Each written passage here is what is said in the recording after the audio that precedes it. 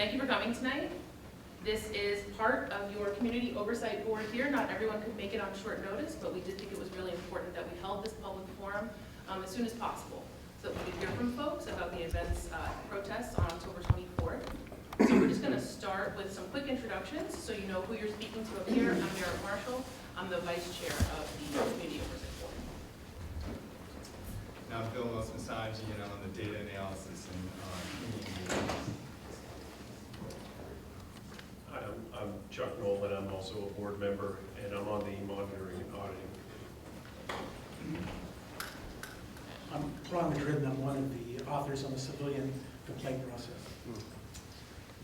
And I'm Lori Jeffries. I'm a 57-year resident of State College, and I'm on Ron's team.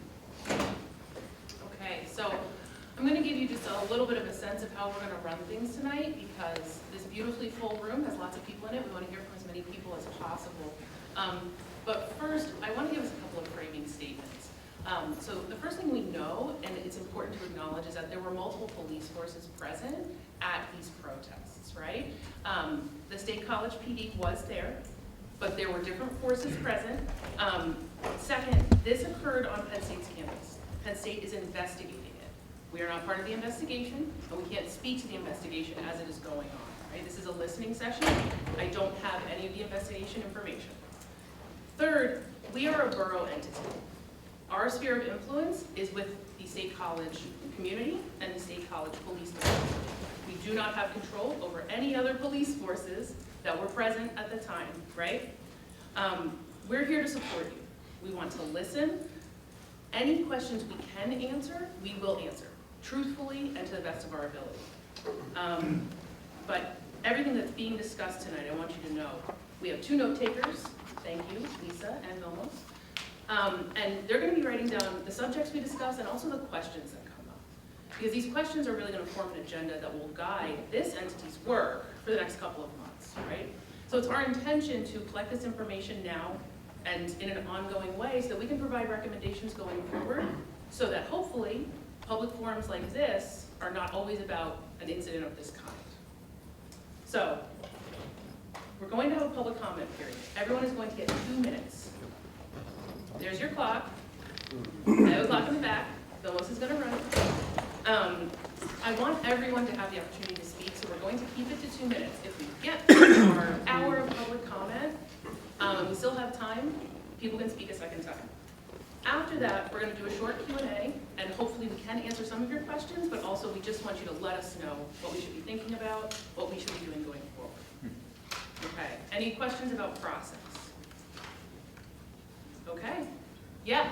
Are we allowed to speak directly to the police department, or are we only allowed to speak to you? So we're the ones hosting the event. We'd like to hear from you. We would appreciate, getting your comments. The police chief is in the room, right? He's also here to listen to you, and that's the purpose.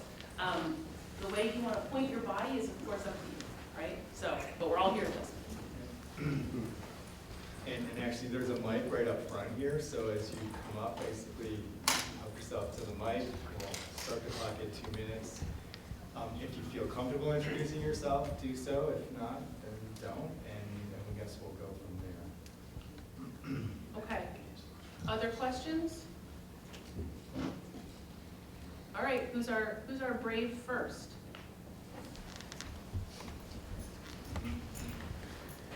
Let's see, Laura, can you hear me? Hello everyone, my name is Paul. I'm a new resident to State College. I am here to work at Penn Sate throughout the PhD program.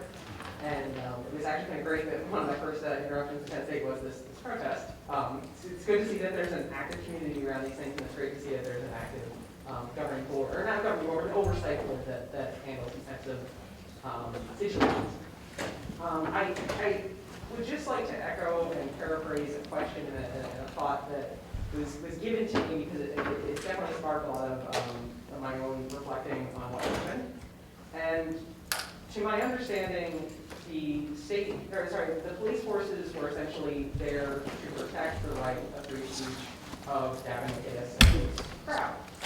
And I question as to why police were also not deployed to protect the rights of the protesters exercising their free speech rights, right? So if we're going to make sure that we protect one side of any argument, regardless of whether it's a political one or not, if we're going to make sure that one party is protected, I genuinely believe that we should be making sure that another party is protected.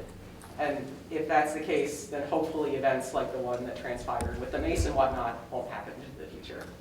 So that's my only comment. Thank you very much. Thank you. Microphone working? It doesn't sound any louder than Maybe they should go to the the microphone. must be- Yeah, Tom, is there a way to get the sound down? This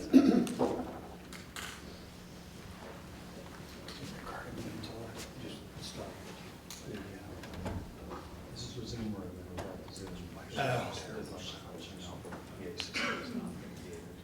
also people just have some cloud. Okay. So this is only because it's set up on Zoom since So the borough manager just informed us that the mics are actually not working. And so I actually heard everything you said. So, but as you come up to speak, you can hold the mic if it makes you feel better. However, it's not going to work at all. So if you could speak up loudly when you speak, and that would be super helpful. Why don't you go to you next? Sure, just want to make a few small observations. I want to start addressing some of your first comments. You mentioned we don't control all the police sources at the protest. I want to note for the audience, they don't control any of the police sources at the protest because they don't control the State College Police Department. And I think that's easily illustrated by the fact that get one person fired, any cop, get one cop fired, any cop, do that first. That would be impressive. That would be a win. I don't care who. That's my recommendation to the police, to whatever this is. And I think you can look at the power. How much do these people get paid? Probably nothing, or close to nothing. The chief of police makes probably close to $200K a year. That's pretty good. I'd like to make that much. Tom Fontaine makes probably around $200K, a little under maybe. These are the people in charge. Cops make, 50, 60K. I don't know, they're doing pretty good. So this is meaningless, and I think people in the room need to realize that this is useless bullshit that they throw at you to try to distract you. And what they're going to continue to do is create more useless bullshit to protect the police, to protect the administration, to protect the systems that are currently in place. And I would prepare you, these people are probably going to come up with some recommendations in a few months or something, probably for like a task force or some shit. That task force is going to maybe generate another entity like this. The cycle goes on and on. They did it before they killed Osazi. How many cops have been fired since then? Like the one guy, they gave him disability or whatever, like whatever.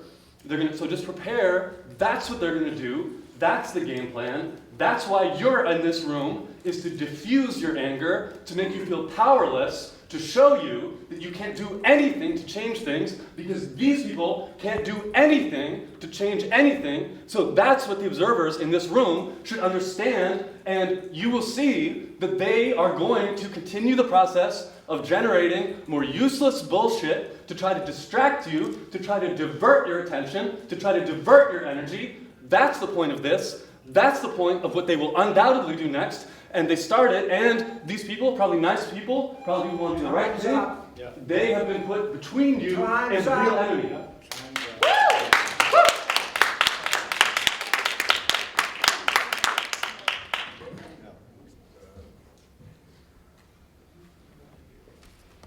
Hello. First, I'd like Take off to. your mask. No, I'm okay.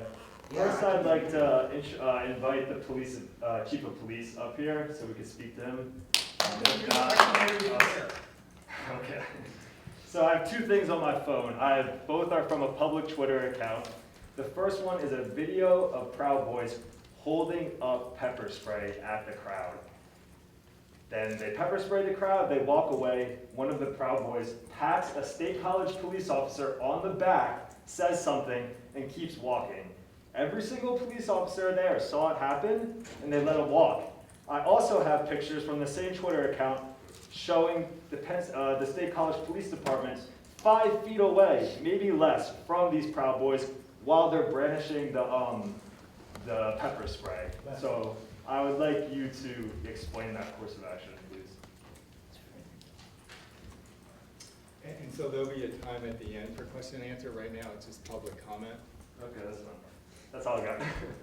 But I would like to hear that. That's right, this is the end.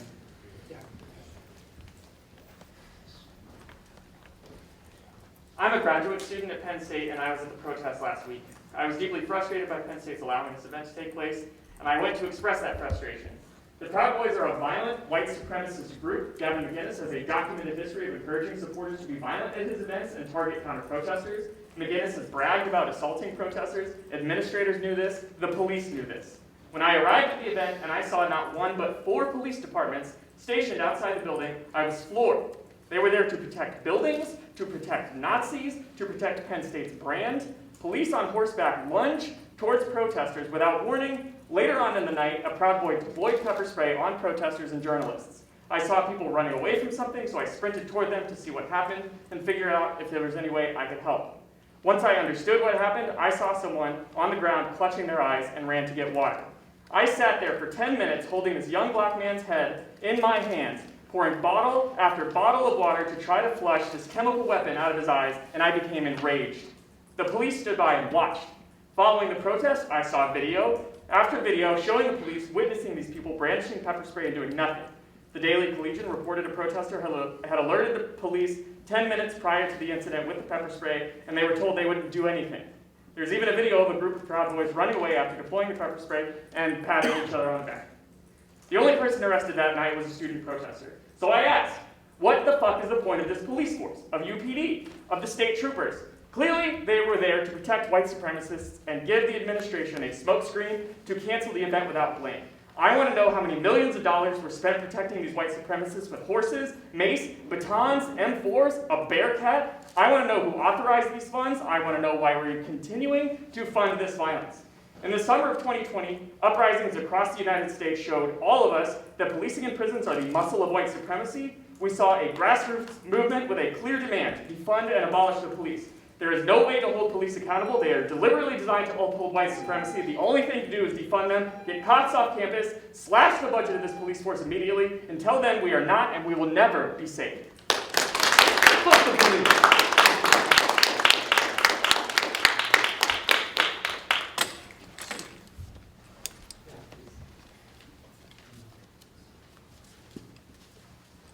Hi, everybody. So, I'm a law student. What that pretty much means is 2 things. 1, I don't know anything that I'm talking about when it comes to the law, and 2, if I try to pretend that I do, you can sue me. However, there is also another thing that I am. There is a thing called the National Lawyer Guild, which does this wonderful thing that makes what they're known as legal observers. And really what they do is, you know how photographers and reporters are pretty much not a part of the protest, but their whole job is to make sure that things are going down the right way. Legal observers do pretty much the same thing. I was there.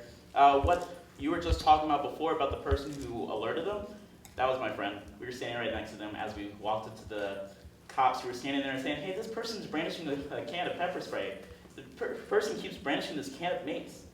Are you going to do anything about it? No. Okay, cool. This person is currently spraying people in the eyes. Are you going to do anything about it? Mm-mm. Okay, this person's been pepper sprayed and they're moving away. Are you going to go get them? No, that would escalate the problem. There's 2 of them standing together. Actually, the video shows 3. And are you going to do anything? Okay, are you going to go find them? We have cameras.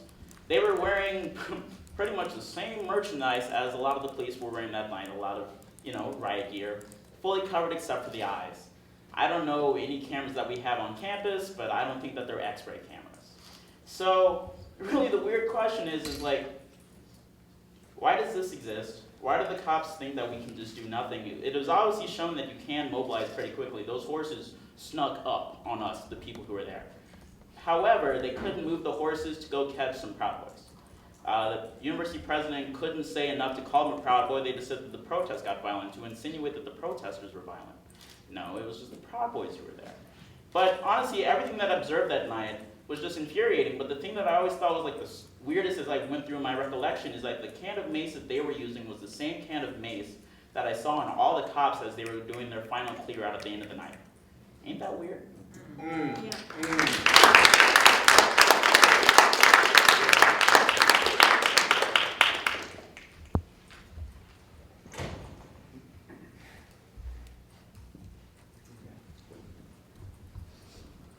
So more so, since I only have 2 minutes, my name is Melanie Morrison. I am a founding member and the secretary of the 320 Coalition for over 3 years now. So I just have questions I'd like to get on the record because I think that's very important. There were over 100 officers, at least in riot gear. I don't have exact numbers. Were SCPD officers among those, or were those in riot gear entirely state police? Currently, how much riot gear does the State College Police Department have? We're talking not only, helmets, face visors, body armors, gas masks, but long-range acoustic devices, water cannons, etc. Were any members of the SCPD tactical response team present? The borough site indicates the SCPD has 4 members, though there is no updated info since their 2010 19-day training. Per borough and SCPD understanding, which law enforcement agency, State College Police Department, Penn State Police, or state police in general took the lead on this, was responsible with planning for and the decision-making during the event on the 24th? What is the protocol for deciding on extreme protection measures such as drones and horses? Is the State College Police Department in possession of body cam footage of the events of the evening of October 24th? And will the public be able to see that footage? And how can we get a hold of that footage? Thank you.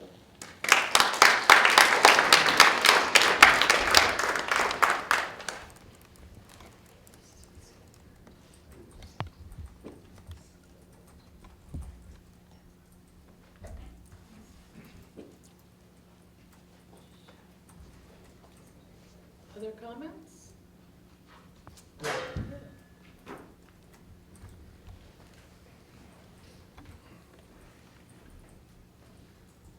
I'm gonna keep this brief. I really don't want to get too emotional. My name is Hayden Freed.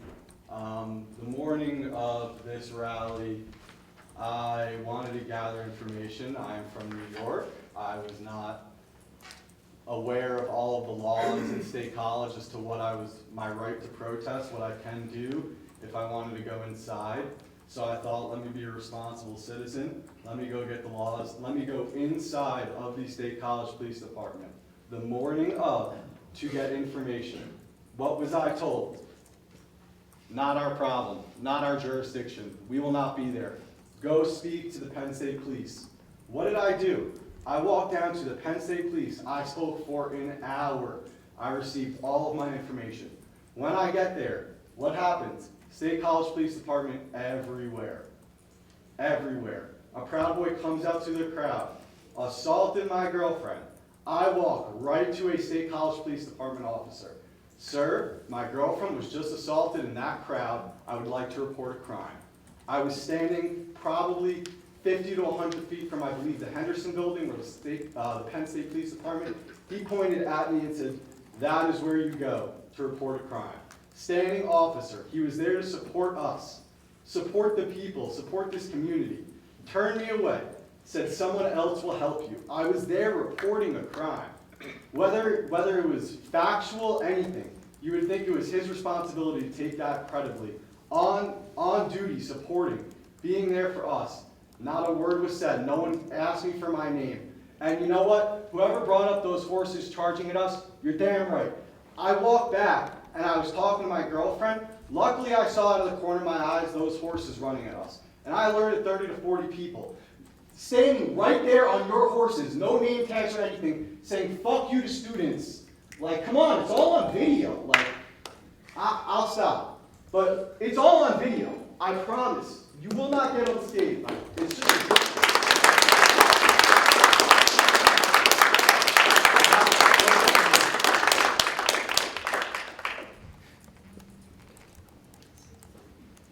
My name is Nick Presley. Been living in this town for a long time, damn near 20 years. Been on the wrong side of the law, a lot of you know. Done plenty of time incarcerated in Tenant County Correctional Facility. I just have one question, really. Is if the State College Police Department wants to find unity with the community, then it's important to me, I think many other folks in here that the State College Police Department stand in solidarity with the community. We can't say we want to find unity and then remain mum when children get attacked by violent hate groups. I really think, and I watched the Twitter, I watched the social media feeds, I saw the release of Penn State statement. I didn't see any other viewpoints being presented there, any viewpoints from the community. I think it's important that the State College Police wants to be a part of the community, which I think that's what your goal is, we need to stand with the community, we need to uplift community voices in our public-facing personas. I do a lot of work in politics these days. I'm not here to talk about what I'm doing for my job, but suffice it to know that I know what a good comm strategy looks like. I know how you can connect with people. I know that there are ways to do this. If the State College Police Department wants to be a part of this community, which from what I understand you do, then you gotta stand with us. You can't be quiet while violent hate groups are attacking children. You can't be quiet. If it wasn't y'all, and y'all, I'm telling you, I've seen the video, I know the patch. If it wasn't y'all, I was getting patted on the back by these violent hate groups on the way out after attacking children with a weapon, then you gotta say, hey, this is messed up. Those other police, and I understand the thin blue line thing. I get it, you don't wanna call other police departments. If it wasn't you, then call out the state police. We don't believe that these children should have been charged at by forces while the violent hate group was getting away scot-free.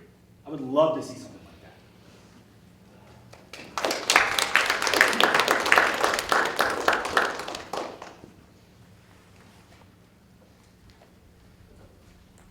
So I just want to bring up something that was addressed by a few of my comrades over here. In the video, in the Twitter video, there was a specific Proud Boy member going behind a police officer, patting him on the back, and whispering something in his ear. Now, I think this is a huge problem within our police departments. It's connections with right-wing death squads, like the Proud Boys, like the Patriot Front, like whatever offsprings of the German American Fund or the Silver Legion exists today, or even the Klan. We've had multiple police officers down south and even up north and even in the west, in California, where I'm from, who have had connections to violent hate groups and had signed agreements with them to protect them. Now, what I think this municipality should do is do a rigorous, top-of-the-line investigation in all of our police officers. That should be included in training as well. Specifically, looking for any kind of connection to the Proud Boys or any fascist terrorist group that's in our nation right now. In general, and if they even find one connection, that officer should just be fired. Because I do not want fascists or neo-Nazis or even rightists of any kind in our police force. And that's it.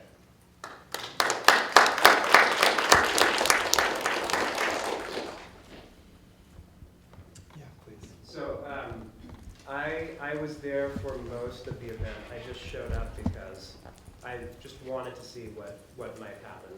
And to add a different perspective, I have to say that I don't think that the behavior of the police was unprofessional.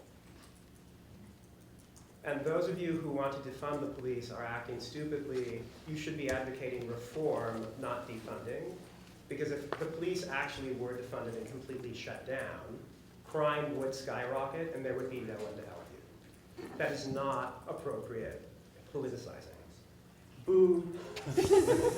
Sir, my right to free speech trumps your non-right not to be offended. Thank you. Okay, keep going. That's all. Yeah, in the back. It would be nice to let people speak for 2 minutes.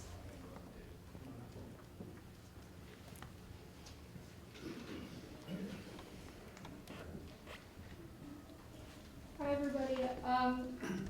I know that we were told leading up to the event that the police would be there to protect us. We knew that they weren't there to protect us ahead of time, but that's what we were told. We know that the police were actually there to police protesters and not to actually protect us. The white supremacists knew that you weren't there to police them. They stood next to you and laughed as Alex Stein entered the crowd and sexually harassed a protester, and then they dapped you up as they were walking away after they assaulted protesters. They knew that you weren't there to protect us. They knew that you were there to police us.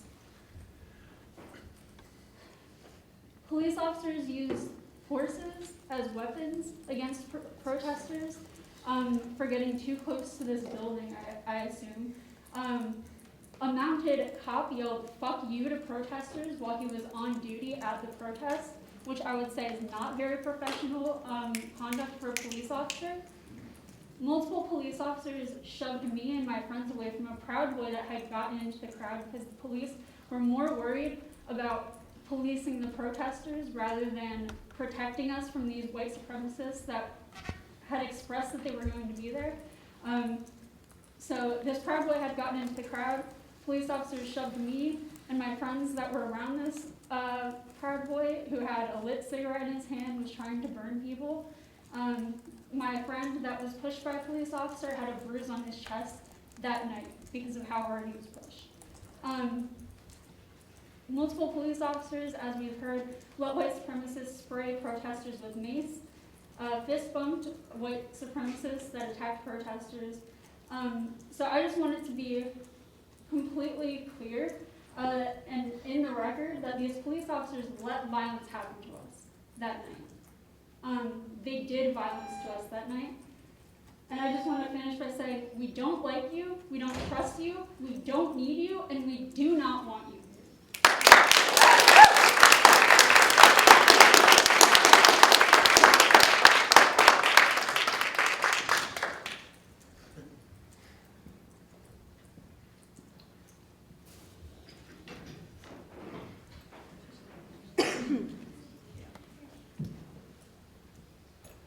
First of all, I want to thank you all for having this kind of forum, along with also thank everyone in the borough for coming out and having your voices heard on this. I was not there at the protest. My name is Gopal Balachandra. I was not there at the protest. I was at home celebrating a very important Hindu holiday, Diwali, and so I was not going to let our event be sullied by what was going on with the Proud Boys event. I want to speak, though, so my information on this is admittedly secondhand, but there are some questions which I think need to be answered for the community. Number one is that who were the police departments and who were the police officers that are there depicted on the video? It's, at least from as far as I can tell, I don't believe it was the State College Police Department. So I think anger that is placed towards the State College Police Department may not be fully fair or properly placed. So I would just make that point out.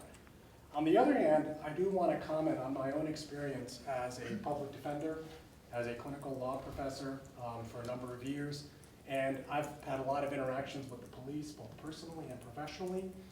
And one of the comments that I've oftentimes heard from my police officer acquaintances is that, well, you know what, we will make the arrests and let the courts sort out what they're going to sort out.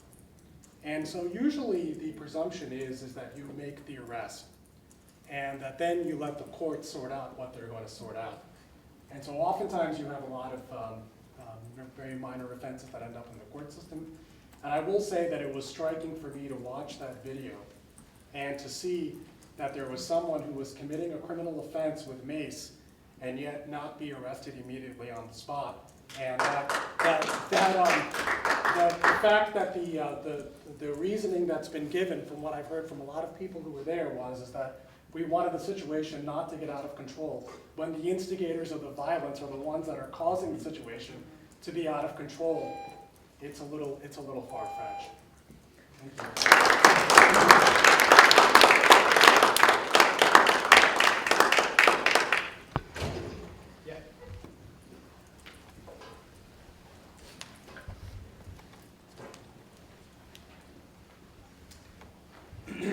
Yeah. My name is Peter Buck.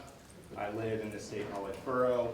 I serve on the State College Area School District School Board, but I do not speak for the State College Area School District School Board, just so that that's clear. I'm the parent of a 15-year-old. My son was not present, but I know that a number of minors were present. Someone spoke to that earlier.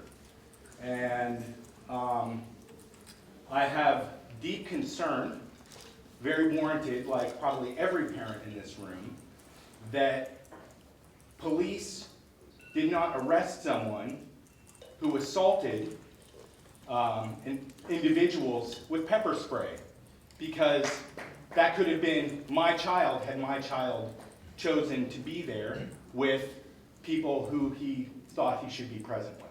So that's number one.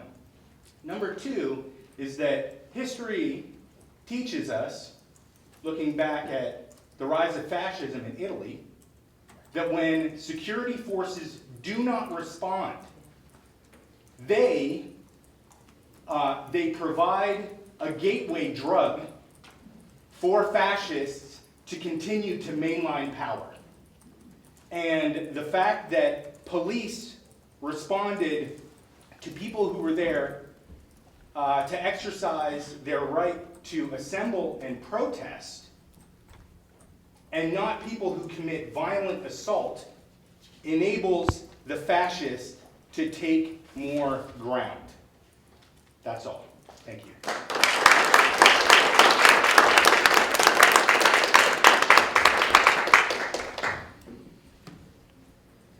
I just have a couple of questions. My first question is, just to be on the record, how much money was spent on security forces that night? Why were Nazis given a police escort out of the venue? There was more protection. There was a frickin' tank that was used to escort them out of the venue, while civilians were flushing out people's eyes with water bottles that we had to poke holes in, while children were grasping their eyes. There were no emergency medical services there. There was more money spent on police on horses than ambulances or any sort of medical services that I know we have access to. I also want to know if there was any actions taken by the borough to investigate prior to this event how prevalent white supremacists are in the police force. We know that there has been an increase in white supremacist and fascist activity in this area now for a year, and everybody stood back and watched as Nazis gathered with death squad symbols out in front of Penn State's campus, and we're sitting here, you know, twiddling our thumbs. What is the point of this public hour other than for people to express rage at this police precinct that continues to get money after money, funds after funds to do nothing other than to embolden and protect and often participate in white supremacist activity in our community?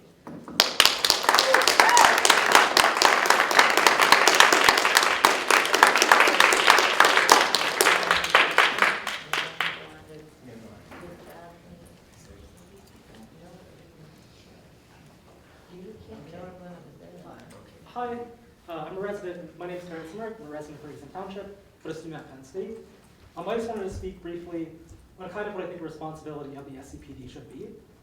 It's obvious that quite a few officers are involved from UPPS or Penn State, but UPPS is not subject to the right to know law or often a lot of the open records laws that SCPD and other public agencies in the state are. I'll talk about that so I can speak. Yeah, lose my breath. So if UPPS will not respond to requests for information on that night because they don't have any requirement to do so, and they email me saying that they won't, SCPD should pick up the slack and give us notification of all the officers who are present that day, the officers' communications, information that the University Park Police won't provide us, because State College does have them, and they should provide them to the public so we know what happened that night. I also want to point out that there was an officer who clearly received a pat on the back for the person who maced all the students. That officer, whether or not they're part of UPPS or SCPD, needs to be identified. And if they are a UPPS officer, we need State College Police to help us identify that person. Because you have communications on the record that are available to you that the University Park Police will not give to us. And we need information so we understand, are there people who are affiliated with white supremacists on the police force?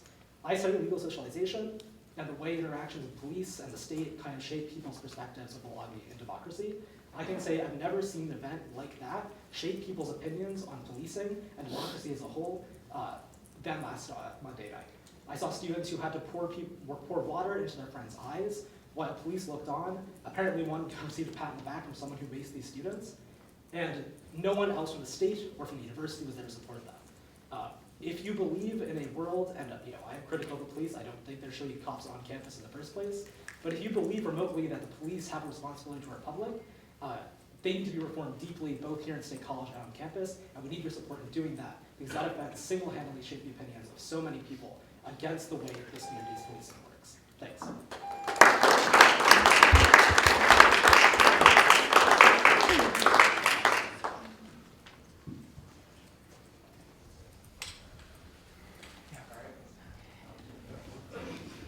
Oh, sorry, everyone else.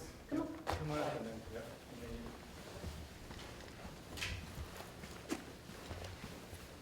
Okay, so this is also more of a question. What I want to know is why was the protest declared unlawful, especially towards like the end of the protest. It was declared lawful like an hour, 30 minutes in, which and you know, part of like the American Constitution is like we have the right to assemble, like right to protest, and none of the protesters were doing anything illegal. You know, we were chanting, you know, holding signs, you know, like, you know, a lot of yelling and stuff, but none of it was illegal. And the only people doing illegal things were, you know, the fascists, the Proud Boys, who came into the crowd, you know, trying to burn people with their cigarettes, you know, trying to like spraying bear spray everywhere. And none of them were arrested, but then a student was. And the fact that it's only declared unlawful so late into the protest, so that seems to me like they were trying to control us. You know, not to answer my own question, but it's either like if you think it was really a problem, they would have canceled they would have tried to stop the protest like that from the beginning. I think they know that we have they know that we're like speaking facts here, and they know that like we're like on the right side, but they don't want to admit that, so they're like, okay, we'll just control them by declaring it unlawful this day. They're trying to scare us off, and I think that's also why Campus had a Together We Are event. They're trying to, and the speech by the journalists, they're trying to just take energy away from the protest, because the people running the show, they don't want institutional change, especially not in the way that the protesters did. All right, that's it for me.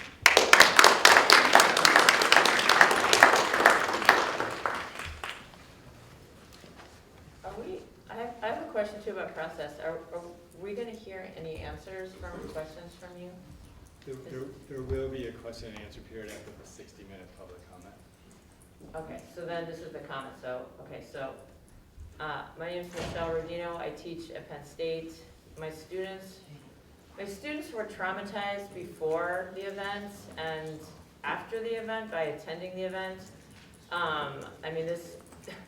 Hosting a white supremacist hate group that tried to overthrow the government and murder our leaders never should have been a funded event at Penn State to begin with. And it seems like if it did happen, which it obviously happened, the police should have been protecting people who have a First Amendment right to protest. Not the people who were doing the bear spraying and throwing the punches and doing the violence, which was all the fascists. And that should not be a surprise, because that's what they've done in all their other events, and worse. This was a peaceful event for them. So I guess my comment is, I'm outraged that Penn State had this event.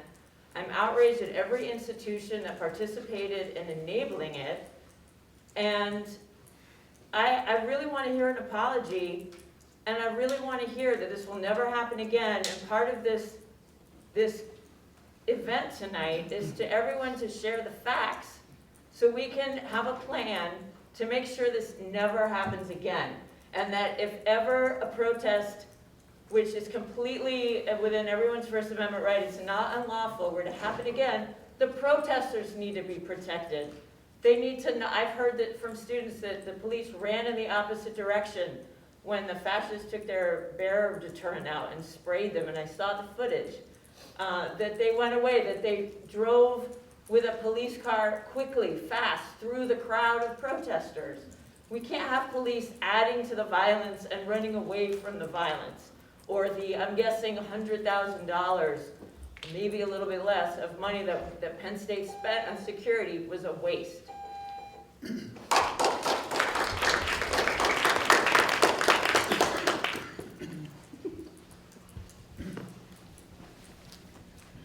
Good evening. Thank you guys so much for having us. I think that it's obvious our community is going through 3 different levels or sets of hurt, and that's with the frustration with Penn State, the lack of protection from the police, also the lack of policing the Proud Boys. Those 2 things are compiling here. My question would be, what policies are in place for known terrorist groups? We know that the Proud Boys has been named a terrorist group in Canada as well as New Zealand. So when we know things like that, what kind of, if we have universities that allow these groups here, what kind of policies or procedures are set in place to deal with people who are known terrorists and who are known agitators and who are known to be violent. There have been plenty of protests in the community for years now, and none of those protests have known to be violent. So the fact that people were policing the protesters was really confusing for me. I know that someone mentioned that SCPD wasn't necessarily the main police in charge, it was campus police, but if I'm not mistaken, they were supposed to be there to assist. And if that is the case, they did not do that. They did not execute that properly. Community conferencing had a conversation that happened the day after where a representative from the police officers came, and then we also had breakout sessions the Thursday after, and there was no representation from the police. And that was a time where I felt people should have been able to talk, and it can't be one officer constantly representing the community or speaking to the community, being involved with the community. It has to be more than one. Last but not least, when I saw a picture of those horses, that was the most racist thing I have ever, just the imagery and the undertones of the horses, especially when we're talking about a group like the Proud Boys and the type of things that they spew. I was just so disappointed. Not only did I see it as unnecessary, but I just thought it was extremely inappropriate. Thank you.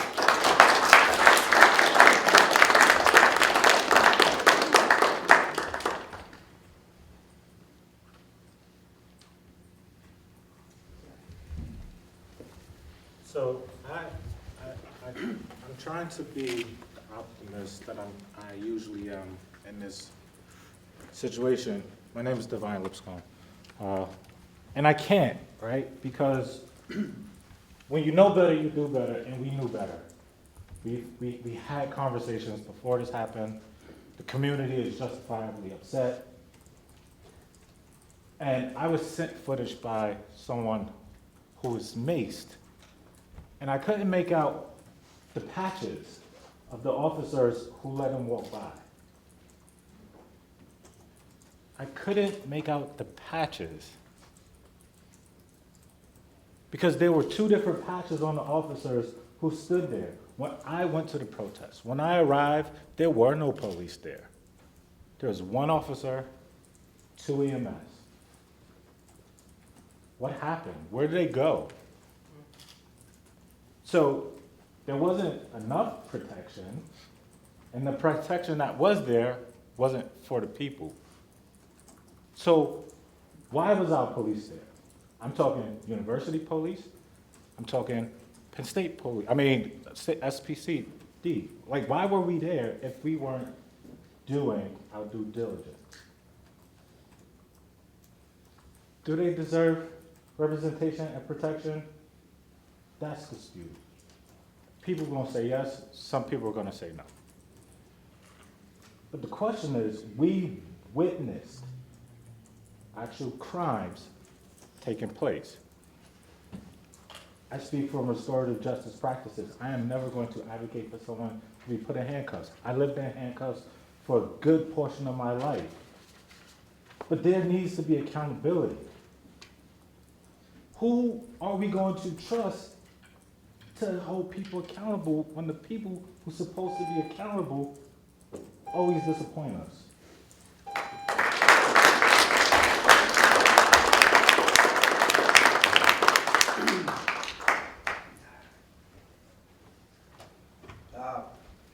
If there is good video of this event, I wasn't there, so I can't speak personally on it.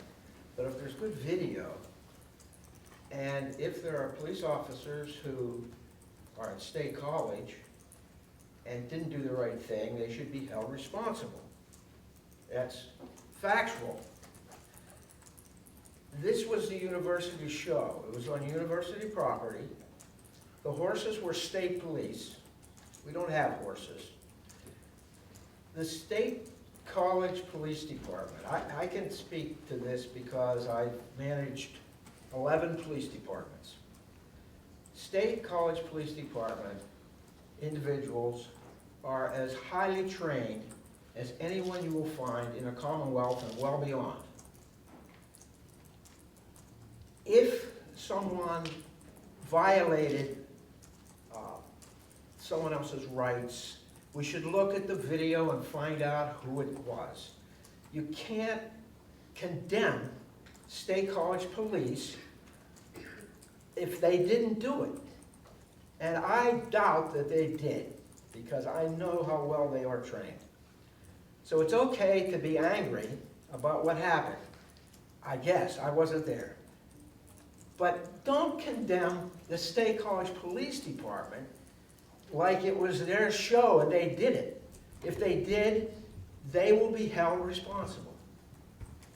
If they didn't, well, let's acknowledge that they weren't part of the bad thing that went on. Now, maybe they were, but they will be held responsible if there is video that shows this.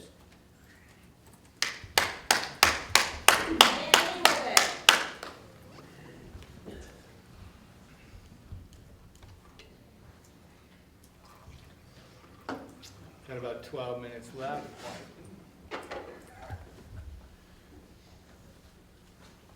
Yeah. Or actually, Sorry, go ahead. Oh, no, go ahead. Yeah, I also wasn't there. There is video. I think there's pretty darn good video and pretty darn good coverage. A lot of it, there's a lot of credit to our local media for that. If you read about this as a national news item, you would have a completely different impression. So I think kudos to Center Daily Times for really covering it. I appreciate that very much. I appreciate that there's video. I think an awful lot of it came from people using their cameras on the spot. I think that's a really good thing. What struck me was that pretty much what struck everybody else, to watch people being bear sprayed and pepper sprayed and watch police apparently pretty nearby. It's hard to tell exact distances on video, but still they looked awfully close, doing nothing. And I'm thinking, I don't care whose gig it is, whoever those police were, if they saw a crime in action, it would have been their job to do something about it. If it happened in front of them, maybe it was us, maybe it was somebody else, but whoever it was really should have done something. I appreciate what was said by somebody earlier, because I hadn't thought about it. There's all this police, and presumably an awful lot of money goes into that. Where are the medics? We needed medics. Where were they? If it was that easy to decide that we were going to need this kind of protection, or that the Proud Boys were, I don't know, then it should have occurred to somebody that we needed medics too. I really want to know a lot more about the money angle of this, because whether we were in charge or not, the State College clearly, I'm a taxpayer. Some of my money was used for that, and that horrifies me.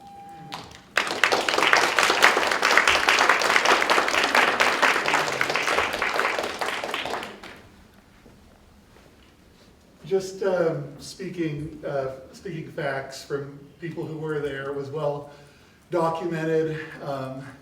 I wasn't there personally either, but I've seen the video. I've heard multiple accounts from multiple people. But the timeline of us being let down by the university in regards to this starts way earlier than that. Everybody said holding this event was a bad idea. There was no question about that. People fought against it then. We were kind of told and gaslit by our own university not to show up, to go to another event and just let this hate speech go unchallenged. And I just feel like equating people who want to stand up against hate speech and people who want to give hate speech, show up with bear mace, harass protesters, that's a false equivalence, and that's not deserved. Also, the response, the equating here, when you're equating this, you're treating our speech like violence and their violence like speech. And I just feel I'm proud to go here. I'm a very proud student of the law school here. And I just am so sad and ashamed with my university that we would allow this to happen.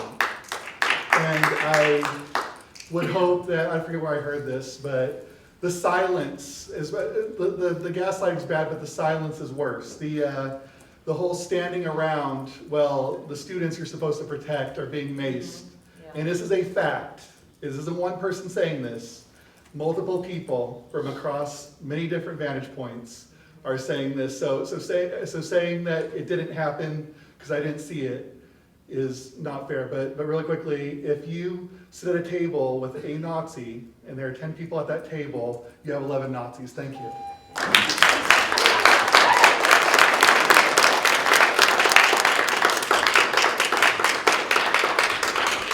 Thank you for hosting this conversation. My name is Hester Blum. I'm a faculty member at the university. I do not speak for the university in this capacity or in any other.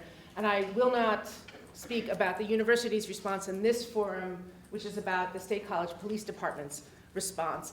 And I've been moved to stand to speak for two reasons. One is in response to the man who spoke before on behalf of the State College police officers. What you're hearing in this room from the community is that the community does not trust, does not feel supported by, and does not believe in the mission of this police force to protect the community, which includes the university and the residents of this community. And instead what we heard was an absolving of all responsibility because of a sense that personally these are good dudes. That's not what the community is asking here tonight. The community is not asking for individual good work on behalf of a system that you have heard from person after person in this community has failed the community institutionally. Even if every member of the police department and its functions in this room believes that you are all decent, good dudes, if you're standing in a spot and you see brother officers, sister officers participating in harm towards community members, the job that you presume to do is to combat that bad action, to combat that bad behavior, not to say, wasn't me, I'm a good guy. That's not what this community is asking of you.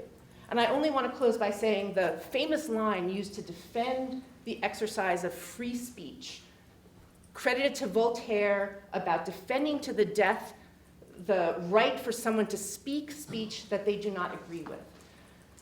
Yes, certainly, but it doesn't mean that that defense gets directed at those who protest that hate speech. Thank you.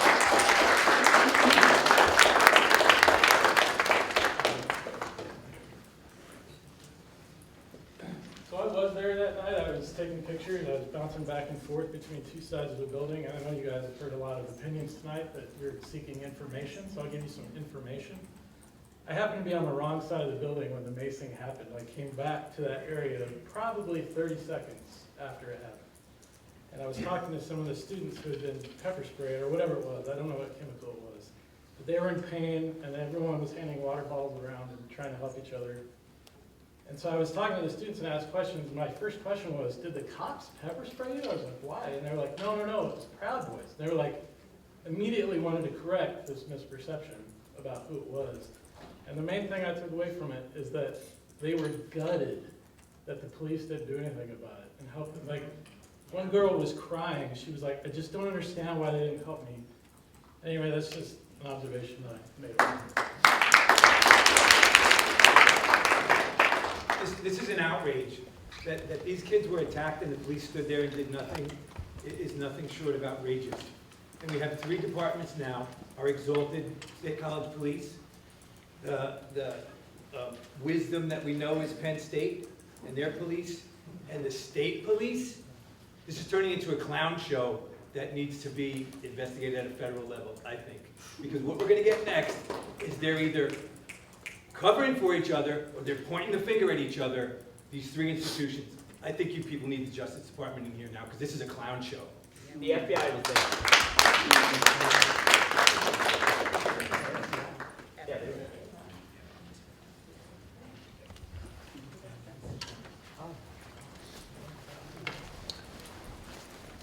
So I went to the police 2 times that night during the protest. The first was after a minor was sexually assaulted by Alex Stein, one of the comedians, people who was going to talk. And I begged them practically to step in, do their job, and protect students. And what they did was they stood there and they stared at me. The second time I went to the police for help that night was after protesters were bear maced by the Proud Boys. I went up to them and I said, "Are you gonna do your job? Are you gonna step in? The Proud Boys just bear maced students. Like, what are you doing? Why are you standing there?" And they stood there and stared at me again. And I also had multiple friends who were pushed and shoved by the police. And I just want to know, if the State College Police Department officers weren't there, then why did I see State College Police Department badges and patches on the officers?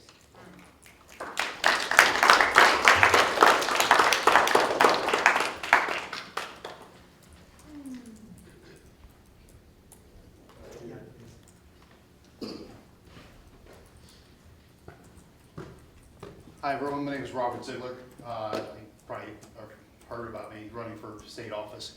I was at the protest, and I can vouch that I was in about 10 feet of people being pepper sprayed by bear spray, where the hell it was. And the police did nothing. They stood by idly doing nothing at all. And to me, one expression comes to mind: silence is compliance. And their inaction was deafening. And to me, what needs to happen is a thorough investigation by the feds, because the police did nothing. Because who do they serve and who they protect? And it was not the protesters at that point. I had to take someone who was trained as the EMT to 3 different people that got sprayed, and I think there's about a dozen people that got sprayed. And then the fact that the press calls me the next day because people were afraid to go on record also says something. Now, I've been kind of a truth teller regardless of what happens, because I really don't care about consequences of telling the truth. So my question is, if the police know that there's something wrong done there, why aren't they calling out these bad cops? Secondly, you're wondering why about a quarter of the population, when they were surveyed years ago, don't trust the police. It is exactly what happened at this protest. And anyone who thinks differently is a fool. And if you weren't there, you were only set up for disappointment by their inaction. So that's all I gotta say.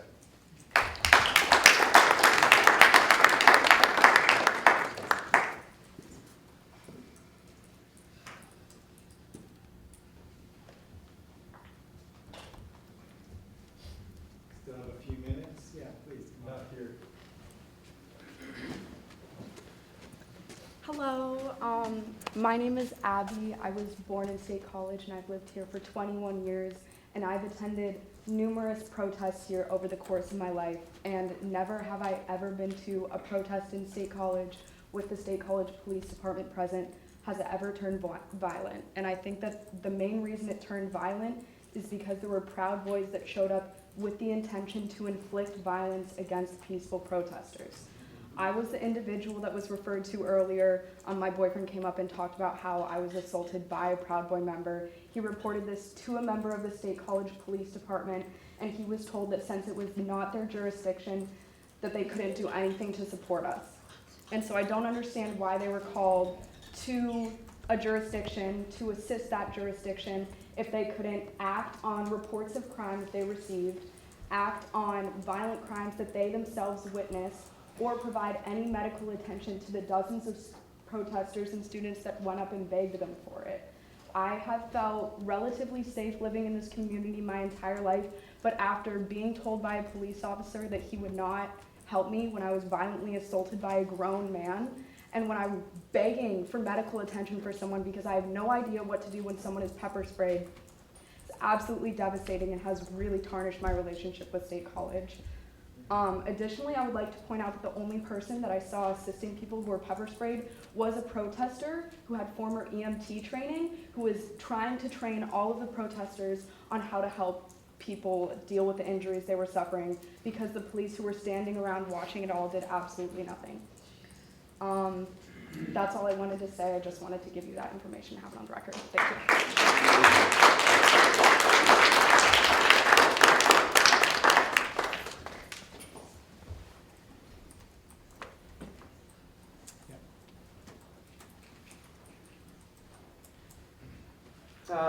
Everybody else has already said literally anything I could possibly say. The only thing I want to add is that I'm a journalism student. My name's Nick Robata. You might have seen some of my footage on Twitter.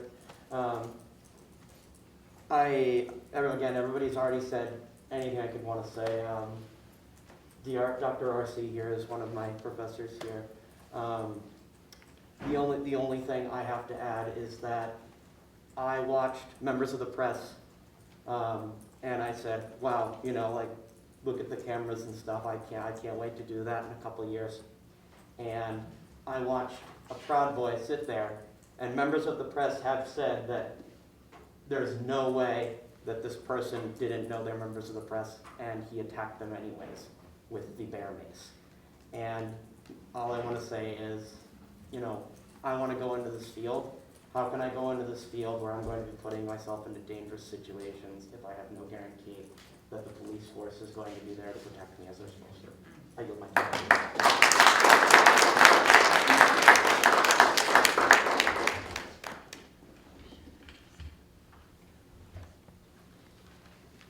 Anybody else? So we're at our 60 minutes. What I want to offer is the brief, very rapid synthesis I was able to hear from what's coming out of the crowd. So that when we move into question and answer, you can tell me what I've missed. You can tell me what questions need to be asked, right? And you can direct this body in how we act moving forward. So the first thing I want to address, and I knew we were going to talk about it, and I'm glad that we are talking about it, is the lack of intervention by police during the pepper spray incident. This is not something that brings me any joy to tell you, but the police are present at protests to control the crowd, not to protect them. And I hear you that this policy is abhorrent to this community. And we clearly need to be having discussions about how it is not working. But I want to be honest with you when I say the lack of intervention does not come as a surprise to anyone who knows what the police protocols are in the case of a protest. That doesn't mean we agree with it. It doesn't mean we don't do something to try and change it. But it is actually what the protocol is currently. One. I also hear folks saying that the decisions that the university makes affect the whole community, and that we need to think through our engagement with those decisions, that we need to be deliberate, we need to be thoughtful, and that we would like to perhaps be included in those conversations in different ways. I think both of these are absolutely reasonable human goals in your own community. We want to know more about the specifics of the resources that are going into these kinds of efforts, and we want clarity around the exact events. Now, I have lots of specific questions written on about 5 pages. Do you feel like I have captured at least what we have spoken about to this point? Please. Yeah, I think so. I just wanted to add something that I didn't hear because I did take footage of this, is that I forget who, but somebody brought up earlier that later on in the protest, the police did drive a car through the middle of protesters. That was a campus police car that had the Penn State logo on it. So I just wanted to add that. That's it. Please. What was the for your question, what was the actual chain of command for jurisdiction during this event? Because I find it a little odd that if State College Police Department was called to play a supportive role, why did State College Police Department not have a say on whether the event occurred or not? Right, like if you're gonna call on us to act, we should also have a say in whether it's something we should be joining or not. I think that's insightful. I can tell you that whoever has jurisdiction has command in these situations, and that police forces assist one another in this general area in these ways often. But whoever has jurisdiction has command. Yeah. So this goes on to what I was talking about earlier. What exactly are the disqualifications for being a police officer? Specifically, are you not allowed to be a part of any group? I wish I could answer it. I can't, but I will find out.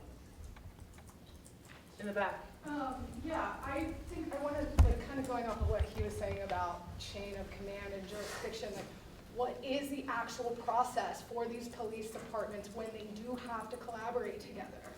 I mean, like, I work for a nonprofit organization, and we collaborate with other nonprofit organizations all the time and get 50 people across multiple organizations to all work together, so I can't quite understand why 3 police departments that are in the same area just couldn't figure it out. So, like, what is that process? Like, what does that look like?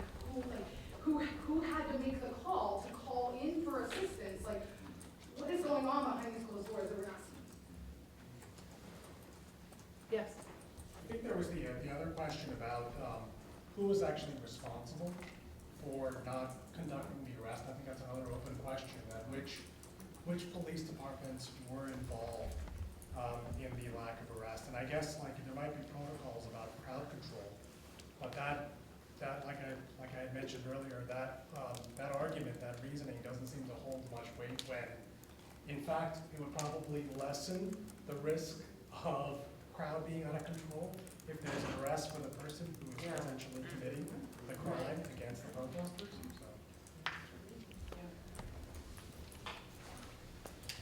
So there was also the question along the lines of when you come into a police to report a crime, because everybody that I knew that was able to make a report about the crimes that happened that night pretty much had to beg the police officers multiple times to the point of almost what's called threatening lawsuits before they would actually make an arrest or take a report at least.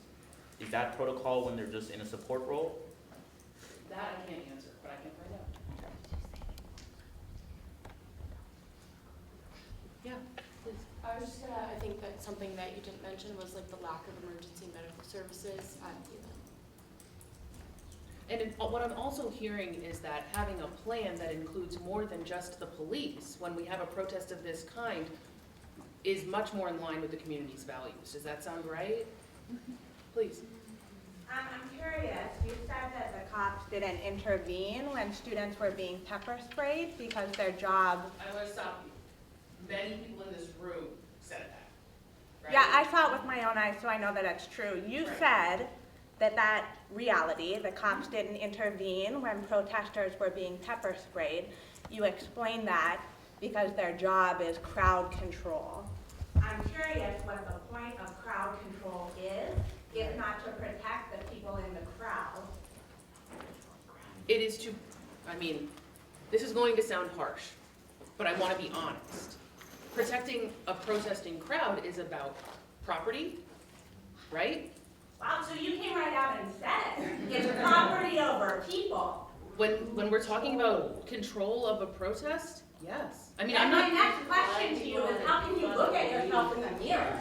And how can y'all? I don't work for the police. I'm here trying to improve the situation. I hear you. I hear you. Maybe another question. What's the point of you hearing me? What's the point of this meeting?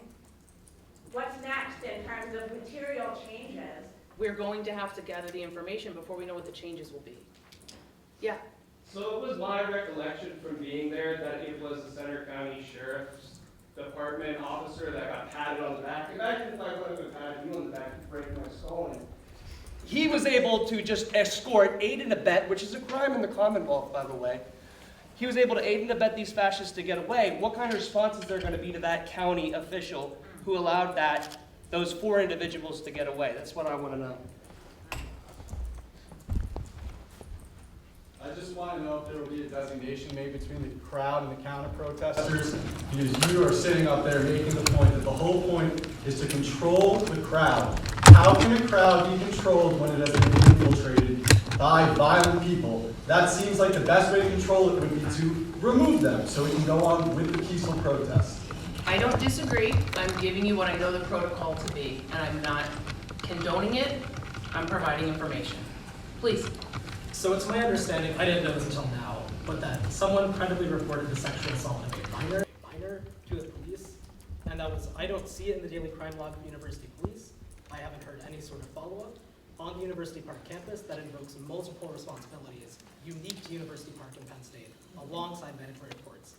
I don't know what question to ask, besides a massive question mark next to what happened there, whether or not the report was followed up, and whether or not there are people that need to have those sanctions invoked against them, because that is a serious problem, unique not only to our community, but also on Penn State, where policies are especially implemented for mandatory reporting, even if you hear a report that you don't believe is credible, that has to be reported for a Penn State employee. Thank you. Yes. So why do you value protecting property over protecting people? I don't. Oh, okay. Why does the SCPD value protecting property? I am not going to speak for their values. I was sharing the information. Already? Like, I was sharing protocol. Why is the protocol to protect property over people? I didn't write the protocol. But you're supporting the protocol. No, I'm not. I'm reporting it to you. I'm not supporting it. actually, wait, also genuine question. I came here late, so I actually don't know who you are. Can I ask who you are real quick? I'm the Vice Chair of the Community Oversight Board, Okay. Barrett Marshall. All right. Yep. If the protocol wanted to be changed, and you wanted to enable the change, like you guys as an oversight board, and there was momentum to change it, what is the time frame of actually changing it to not have this people versus property scenario? I don't know. That's a great question. It's a good question.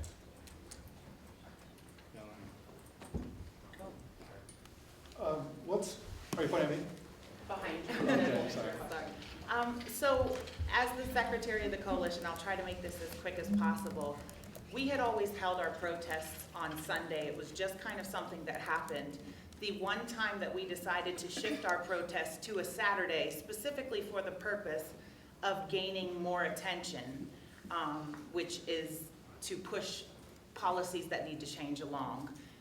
We were called to sit in a meeting with borough leadership, with State College Police Department leadership, and we were told that that was specifically because they wanted to protect us as the protesters. So when it's convenient, they're protecting us. But when it's not convenient, that's not policy. It's just very, very shady. I just wanted to point that out. Thank you. Chief, please. A couple of things I feel compelled to weigh in response to Ms. Morrison's response there is, it has always been our philosophy to protect the protesters. It's not when it's convenient, it's always been our responsibility. And to answer the young lady back here, in terms of SCPD protocol, we do not value property over human life. I think that would be ridiculous to do that. What we are saying here, as part of that, being a part of that force up there, is that our primary function and role is crowd control, and that's keeping competing elements apart that don't like each other, okay? That's first and foremost. We have to do that. And sometimes it looks, to the layperson, it looks like the police are doing nothing. I will tell you this, at the end of the day, the university has authority over any crimes that were committed up there. I can tell you that individuals were identified that night, and I still believe there are follow-up investigations taken. I don't want to speak for the university, but I do know those 4 individuals that people said that they saw being whisked away, they were identified by the FBI. So there's some misinformation out there that these people just walked out of here scot-free. That's not the case. I would like to ask what training the officers and the forces involved have in dealing with people like these fascists who their whole point is to use the crowd against the crowd. They know more about crowds than almost anybody else there. And they are able to manipulate individuals into behaviors that drive a response that creates division, mayhem, and a lack of trust. And we're seeing that this evening. And I think it would be very helpful for this community to know that our officers and whatever support staff are trained in, if it's even in getting into crowds themselves to either de-escalate situations or to intervene in strategic ways. I'm not saying that they haven't done that, But I would feel a lot better as a taxpayer, a parent, and an employee of the university to know that that had happened. And if I could just respond to Mr. Buckler, he raises a very good point.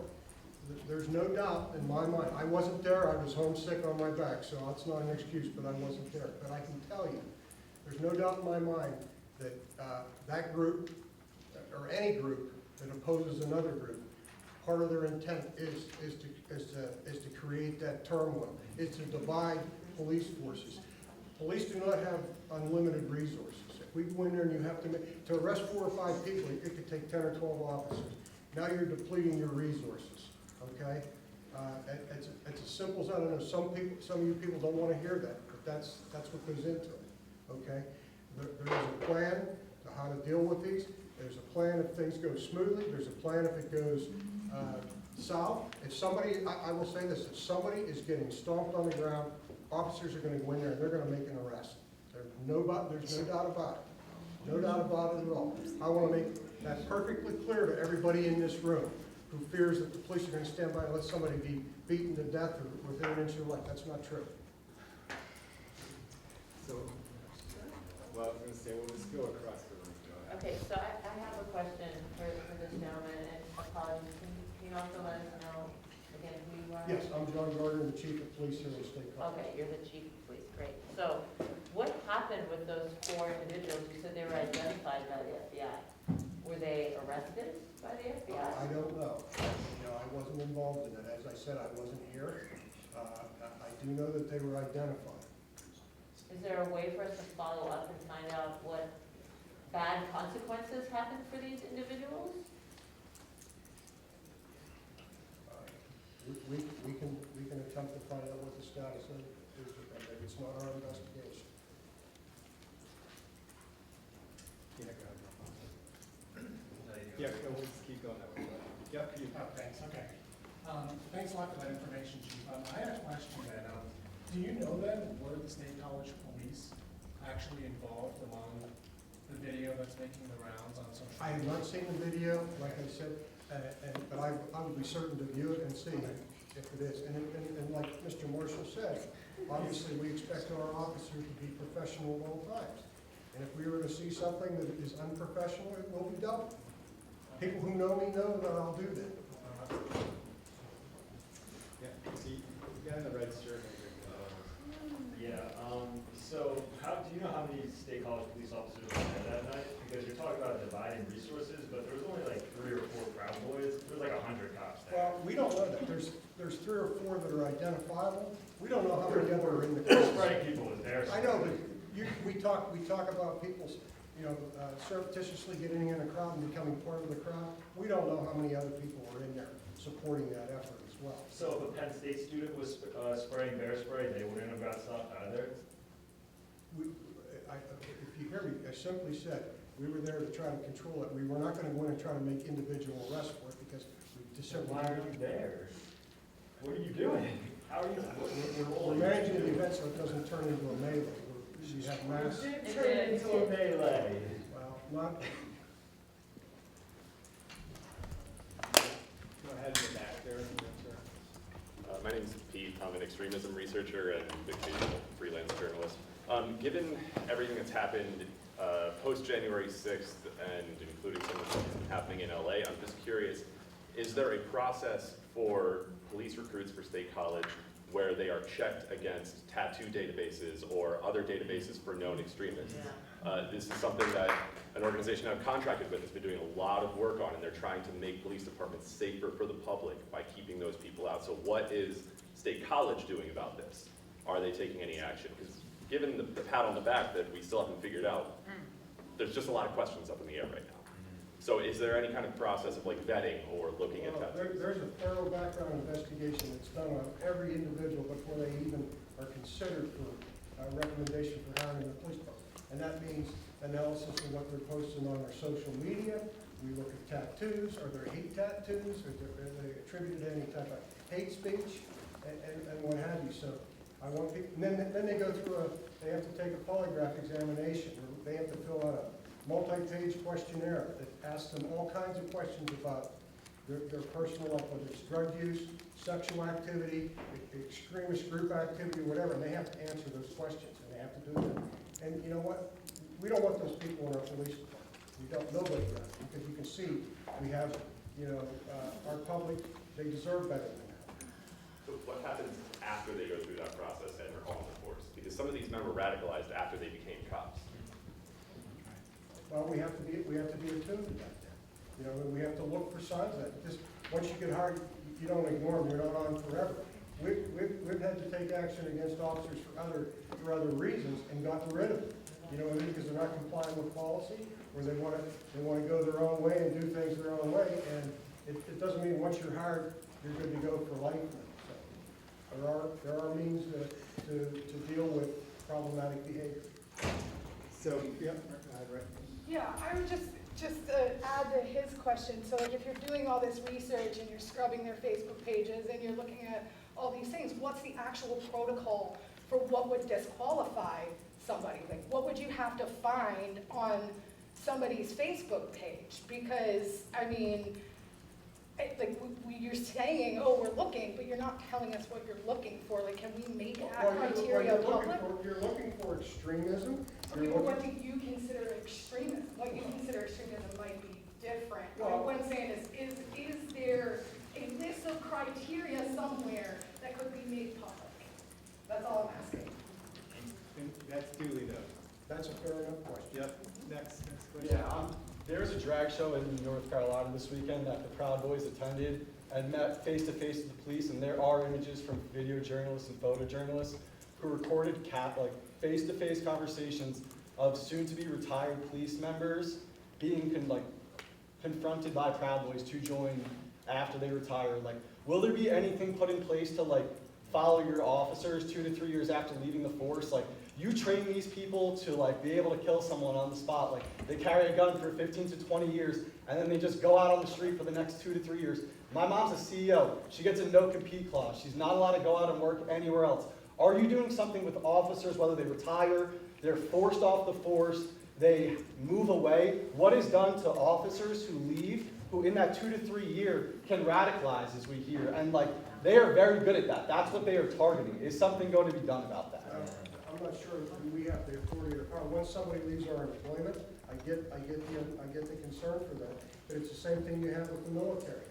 I know the military has tried various things and have done a better job when people leave the military. But the bottom line is, if somebody's gone from my employee 2 or 3 years, I have little to no control over it. But it is something to consider. Yes. So, but just so you know, I did note your concern about, because from a policy standpoint, what you're suggesting is a possible policy that could be enacted. A no-compete, yes, similar to what we have in business, what we have for law enforcement. You're not allowed to join any violent group or another police force or any other social service role after being forced off the police force or retiring. It's your choice to retire. Well, right now, there is a law called Act 57. And it used to, the old thing is you had problems with somebody, and a lot of times people passed, it's called pass the trash. You get rid of somebody in your force and you move on. Now that all has to be disclosed. If somebody leaves our employment, we fire them or whatever, we had issues, that now has to be disclosed to any hiring department that is even considering it. So yeah, in terms of them working, leaving a job and going to another one, that all has to be disclosed. All right, so we have time for about 2 or 3 more people, and I'm going to keep working my way around you next. So a few minutes ago, you said that police would not stand by if someone was being stampeded. So I have 2 questions. Why did police stand by as multiple students were getting bear maced? And why did police, without any warning, come up and almost stampede protesters with their horses? Well, that's the state police. I have no control over the state police. Okay, that was their operation. I wasn't there. Okay, I can tell you, we ourselves have used horses very successfully to put down crowd control issues and riots and celebratory demonstrations that have turned very violent after football games here. And we've never had anybody hurt as a result of it. It's the quickest, most expedient way to disperse a crowd without subjecting the crowd to injury or officers to injury. And that's what it's all about. We're at the end of the day, I don't want to see anybody get hurt. But the policy is that property matters more than people, That is correct? not our policy. And then why That's one of, again, you know, public safety is a primary concern when we attend these events. then why was someone not fair mace protesters? That is being followed up on, okay? And that's all I can tell you right now. So we have actually two more. We're gonna go all the way around. So yeah, go ahead. I just was astonished by the horses. I mean, it's a little camp, like that area, I teach in that building. It's a ridiculously small patio area. And when I said that there were horses, I mean, I take the point about that being a racist spectacle also. But the idea that horses would run into that area, and then students, like, have you ever been kicked by a horse? People, like, the idea that students were being pinned against walls and being told to move and there were horses there, it's just madness. That's all I'd say. Yeah, go ahead. My question for the board to take up with the police department, and it's, I think the police chief can infer the question that would be directed to him from this, is if the police are interested in any information that could lead to further developments in this case, why has he not watched the video? And third, given the number of people in this room who have circulated, seen, and been horrified by the video, perhaps the police chief would like to watch the video on one of our phones. Well, I would appreciate if somebody would follow up with that. Do you not have access to it? I don't have it. We get a lot of videos. Okay, then we'll go. There's articles about it too. Articles like Vice, New York Times, I believe also Washington Post, Daily Collegian. All of them have at least like one clip of a video from the protest. And then if you look at who posted the clip, like a lot of them that I've read, it's like embedded tweets. So then you can click on the embed and then you can see like the whole thread, like other videos. So it's pretty easy to look for. You can investigate and find the video. Way worse streamer posted a lot better. So I'm going to go back to the corner, and then the red hat, and then you, and then we'll be done. Yeah. So I'm Greg Browser. I'm the Patrol Division Commander for State College Police Department. I was there that night. I was there when the forces were deployed. I want to address specifically the forces and why they were used. There's a lot of concern about that. As the chief said, they've been used countless times in our area with positive results on crowd control. They were called in at a point, if you watch the videos online, there's a YouTube video out there that's like 50 minutes or longer that covers the protest from beginning to end, specifically when those horses come out. It is immediately preceded by a fight that broke out inside the crowd that had to be broken up by the police, separated. I called in the horses to move the crowd back because there was a line of officers between people trying to get into the event, the protesters trying to speak out against the event, within 10 feet of the door to the building. That's not a safe situation for anybody involved. The horses were called in, as you can see in that video. The crowd moves because they can see horses coming. If police officers start pushing a crowd physically, me against right here, this first row, there's an immediate confrontation.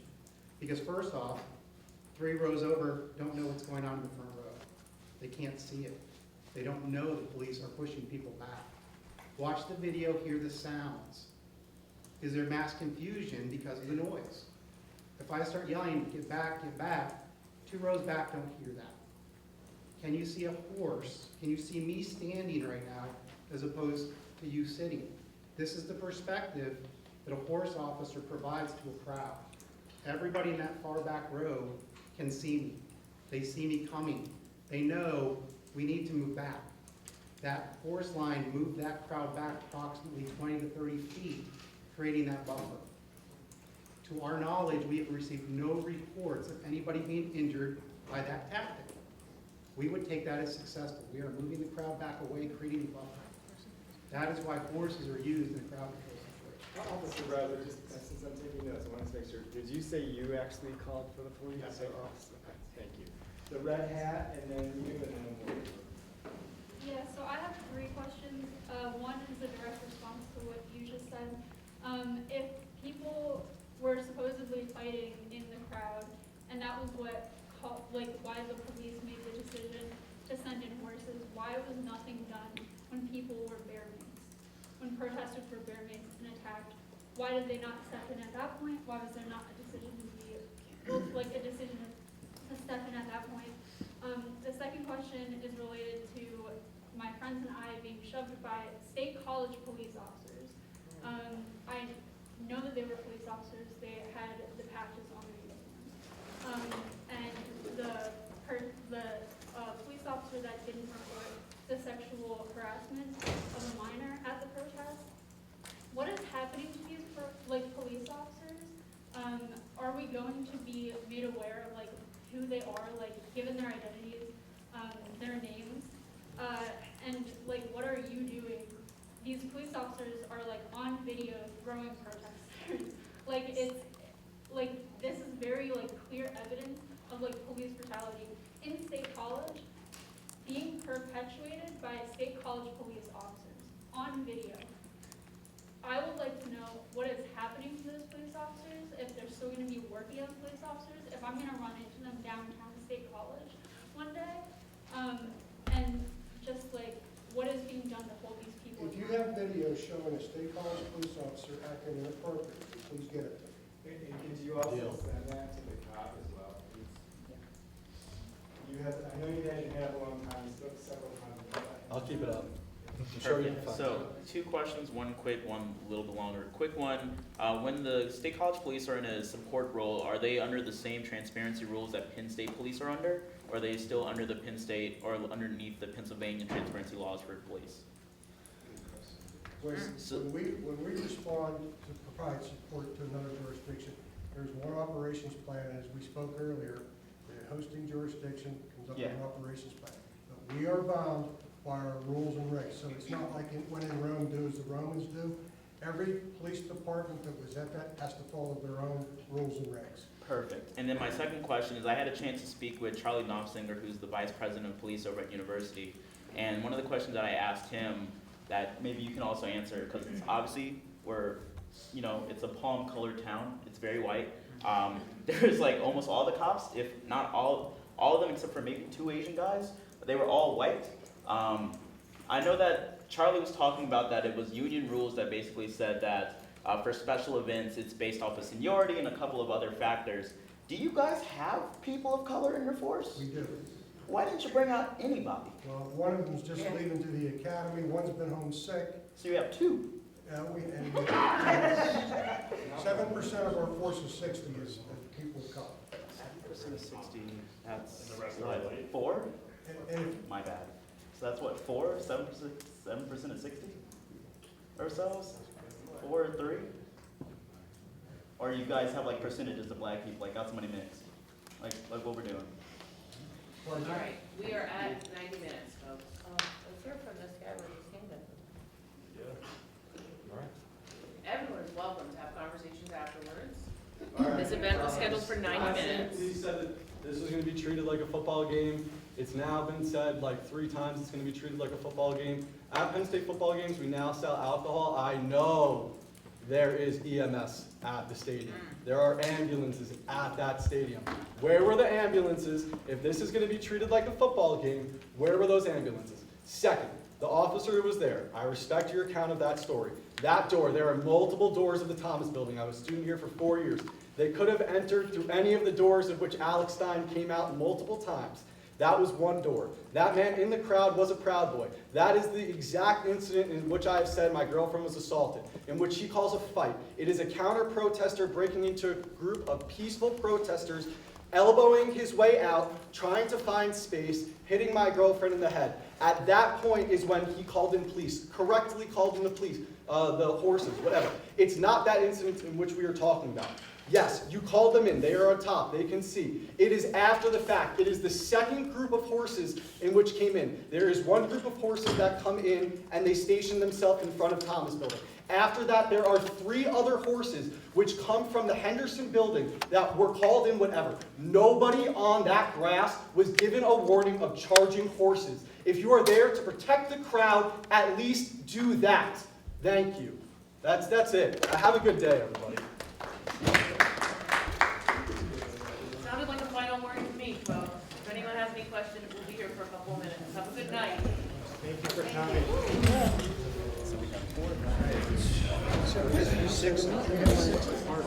I know, that's what I said at the beginning, I was going to do the same thing. I filmed the video. If you have, you did. Oh, I've got it synchronized. I've got two angles of it. I'd love to show it to you. Are you Zach?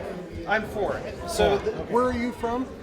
News to Share is the name of my outlet, Washington, D.C. So, this is video. The top camera is shot by me on the camera you see right here. The bottom camera is, the bottom camera is me. The top camera is Zach Roberts. So, we're standing essentially opposite directions from each other. 5 people, kind of right in the middle. He's pointing the mace canister at the crowd.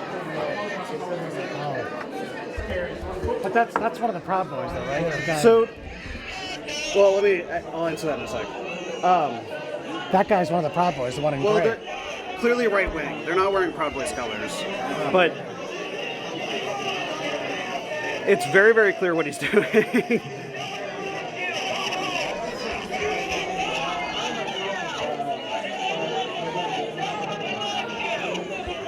Is there a way you could send this to me? Of course. Yeah, I'd be very happy to. But so when I get maced, these dudes are running away. These are the officers who people have been talking about today. Communicated briefly, but with some officer there. Sure.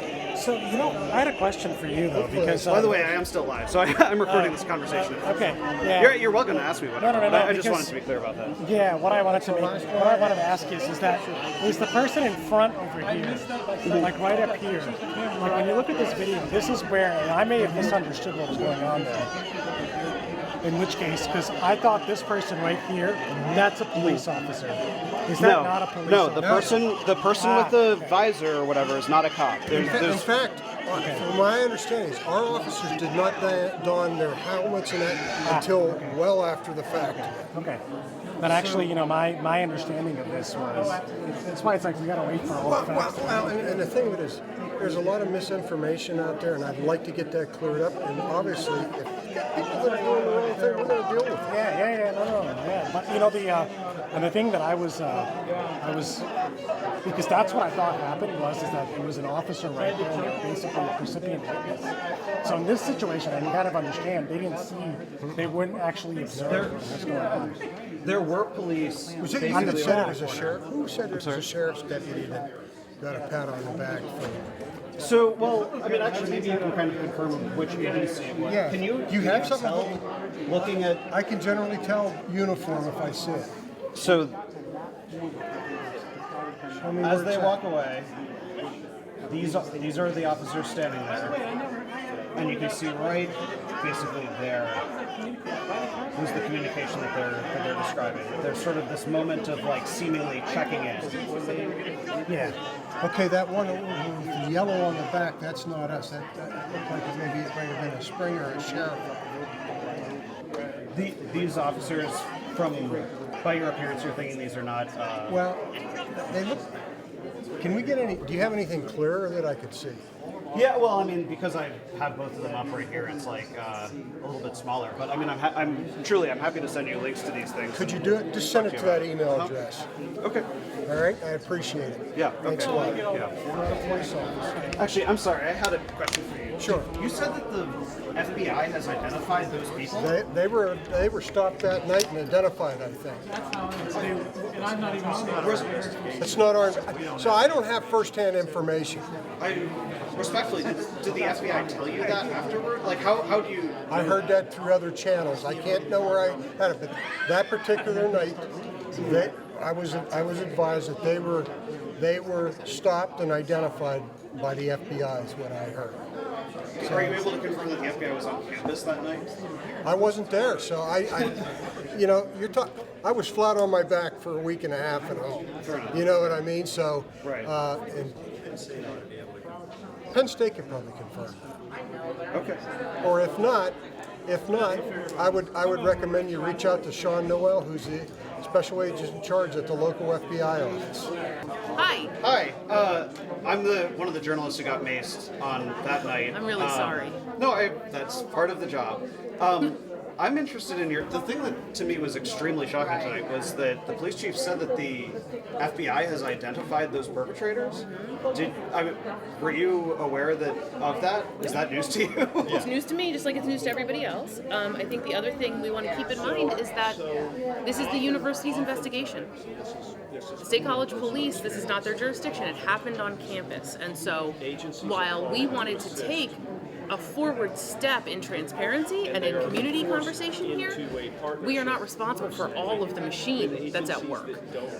And so I'm hoping that we are a model, right, for this kind of dialogue. I think it's important. I think it's the only way we're going to prevent things like this in the future.